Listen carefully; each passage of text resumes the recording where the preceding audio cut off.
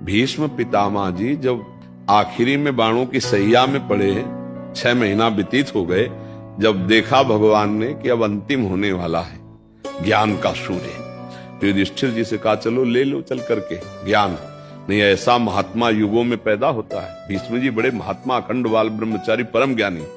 तो गए वहां, पांडवों और द्रौपदी जी भी थी। जब ज्ञान की वार्ता करने लगी तब उन्होंने द्रौपदी जी ने कहा कि पितामह आज तो बहुत ज्ञान की बातें कर रहे हो। उस समय क्या हुआ था जब सभा में मैं चीख चीख के पूछ रही थी, उस समय क्यों नहीं बोले थे? ज्ञान कहां गया था आपका? तो उनका बेटी क्षमा करना, उस समय पापी दुर्योधन के अन्न के प्रभाव से 6 महीना हो गए बाढ़ पर पड़े हुए, सब रक्त बह गया, अशुद्ध और भारी पीड़ा से प्राश्चित हो चुका। अब मेरी बुद्धि शुद्ध हो चुकी, अब जो प्रश्न करोगे उसका उत्तर नहीं। समझ रहे हो? पापात्मा पुरुष का अन्न खाने से अखंड बाल ब्रह्मचारी भीष्म जैसे महापुरुष भी कह रहे हैं कि बुद्धि ठीक निर्णय नहीं कर पाए। तो अगर अधर्माचरण से कमा के आप दान भी करोगे तो पाप ही होगा, क्योंकि वो भजन के लिए बैठा था, उसकी बुद्धि भ्रष्ट कर दी। तो पहले तो तुमने पाप किया, पाप की कमाई दी तो उसकी बुद्धि भ्रष्ट हो गई, और डबल पाप। पाप से कभी धर्म नहीं होता।